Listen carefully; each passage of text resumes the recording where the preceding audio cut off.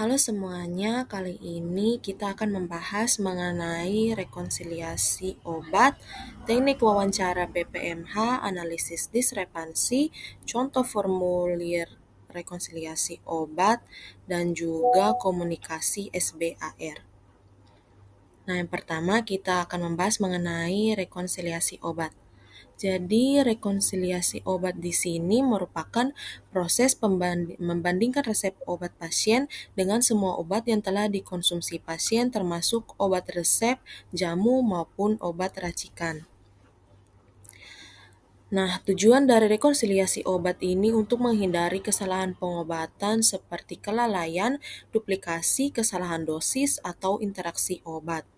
Nah, manfaat yang bisa didapatkan dari rekonsiliasi obat diantaranya memastikan keakuratan informasi obat yang digunakan pasien, mengidentifikasi ketidaksesuaian akibat instruksi dokter yang tidak terdokumentasi, dan juga mengidentifikasi ketidaksesuaian akibat instruksi dokter yang tidak terbaca. Nah, rekonsiliasi obat ini biasanya dilakukan pada saat pasien masuk rumah sakit, saat pasien berpindah antar bangsal atau unit layanan dalam suatu instansi rumah sakit yang sama, misalnya dari bangsal rawat inap menuju ICU. Kemudian perpindahan pasien dari suatu instansi rumah sakit menuju rumah maupun layanan kesehatan primer seperti puskesmas atau klinik maupun rumah sakit lain.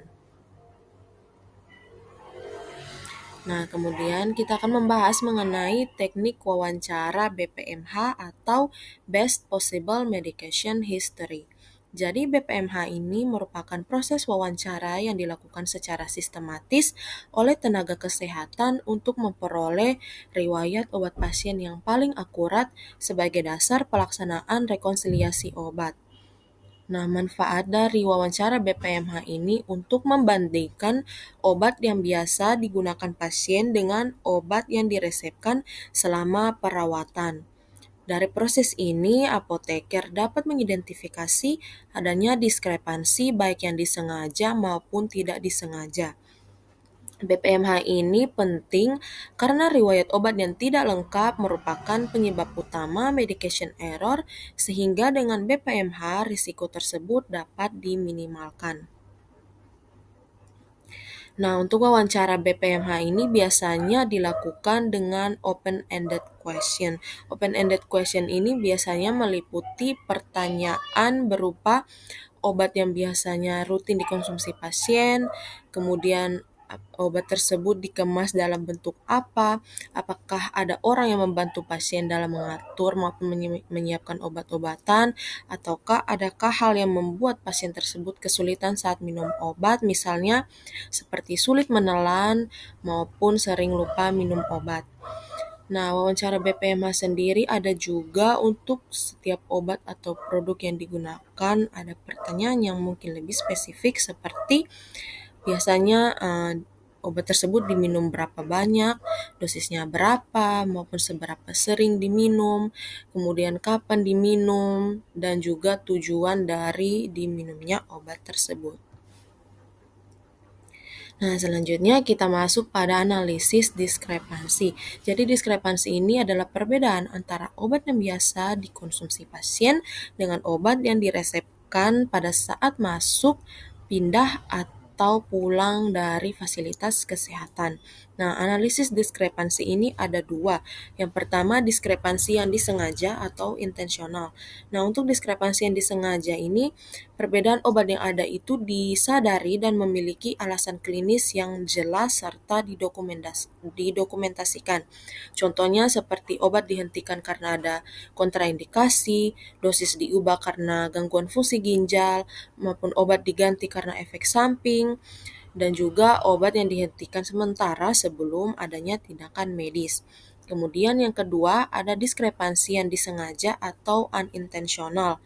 Nah, untuk diskrepansi yang disengaja, biasanya perbedaan obat ini dia tidak direncanakan, kemudian dia juga tidak disadari dan tidak terdokumentasi serta berpotensi membahayakan pasien. Contohnya seperti obat rutin pasien itu tidak diresepkan ulang saat masuk rawat inap, kemudian dosisnya juga berbeda tanpa alasan yang jelas, dan frekuensi minumnya salah, kemudian ada duplikasi obat dengan efek yang sama, dan obat yang seharusnya dihentikan masih diresepkan. Nah, di sini terdapat contoh formulir rekonsiliasi obat. Biasanya itu tertera identitas pasien, identitas apoteker, kemudian riwayat obat yang didapat dari BPMH, kemudian ada daftar obat saat ini yang didapatkan dari rumah sakit, kemudian ada kolom identifikasi diskrepansi, dan juga kolom rekomendasi dan tindak lanjut. Nah, untuk kolom bagian daftar obat saat ini biasanya itu ada keterangan dilanjutkan, dihentikan, diubah maupun obat baru. Untuk obat yang dilanjutkannya itu biasanya obat lama yang tetap diberikan tanpa perubahan. Obat yang sebelumnya sudah dikonsumsi oleh pasien tetap diberikan tanpa perubahan. Kemudian untuk obat yang dihentikan itu biasanya obat lama yang tidak diberhentikan lagi. Biasanya itu ada kontraindikasi maupun ada masalah lain. Kemudian obat yang diubah biasanya itu obatnya tetap diberikan namun ada perubahan di dosis, mungkin frekuensi maupun rutenya yang berubah. Kemudian obat baru biasanya obat yang diberikan yang sebelumnya tidak pernah dikonsumsi mulai diberikan.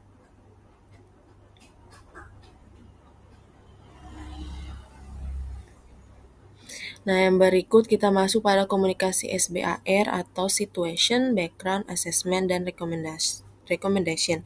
Jadi komunikasi SBAR itu merupakan komunikasi yang dilakukan secara terstruktur oleh tenaga kesehatan untuk menyampaikan informasi klinis secara jelas, singkat, dan aman, terutama saat melaporkan unintentional discrepancy kepada DPJP. Tujuannya itu untuk mencegah miskomunikasi antar tenaga kesehatan, memastikan masalah obat dipahami dengan cepat, mendukung pengambilan keputusan klinis yang tepat, serta meningkatkan keselamatan pasien. Nah, di dalam aspek SBAR ini ada beberapa poin yang biasanya dibahas. Untuk situation biasanya itu mengidentifikasi pasien melalui nama, umur, maupun ruang rawat. Kemudian alasan utamanya dilakukan rekonsiliasi seperti misalnya apakah pasien baru masuk, pindah ruang, maupun ada rencana untuk pulang. Dan juga biasanya terkait masalah mendesak seperti ada obat yang tidak terdokumentasi atau ada risiko duplikasi obat. Nah, untuk background-nya itu biasanya dibahas mengenai diagnosis masuk dan riwayat penyakit yang relevan, daftar obat yang dibawa dari rumah, riwayat alergi obat, maupun daftar obat yang sedang diberikan di rumah sakit saat ini. Nah, untuk asesmennya ada analisis perbedaan antara obat rumah dan obat rumah sakit, dan juga temuan risiko seperti interaksi obat yang terlewat, dosis tidak tepat atau duplikasi, dan juga rekomendasi di mana akan dibahas usulan tindakan untuk memperbaiki perbedaan obat, meminta dokter untuk menghentikan, melanjutkan, atau mengubah dosis obat tertentu, dan juga meminta konfirmasi resep.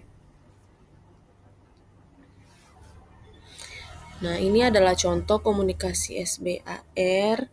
Yang pertama itu, selamat pagi dokter, saya apoteker A ingin melaporkan hasil rekonsiliasi obat Tuan B yang direncanakan pulang hari ini. Pasien masuk dengan gagal jantung, obat rumah yang rutin diminum ada Ramipril 5 mg 1x1 dan Simvastatin 20 mg 1x1. Saat ini di rumah sakit pasien diberikan Ramipril 5 mg dan Atorvastatin 40 mg. Hasil temuan saya ada perbedaan statin dan belum ada instruksi lanjut untuk obat rumah yang lama, Dok. Apakah Simvastatin 20 mg di rumah dihentikan dan digantikan dengan Atorvastatin 40 mg yang baru, dan apakah Ramipril tetap dilanjutkan? Mohon konfirmasi resep pulangnya, Dok. Nah, Sekian pembahasan dari saya mengenai rekonsiliasi obat, teknik wawancara BPMH, analisis diskrepansi, contoh formulir rekonsiliasi obat, dan juga komunikasi SBAR. Semoga materi ini bermanfaat. Terima kasih.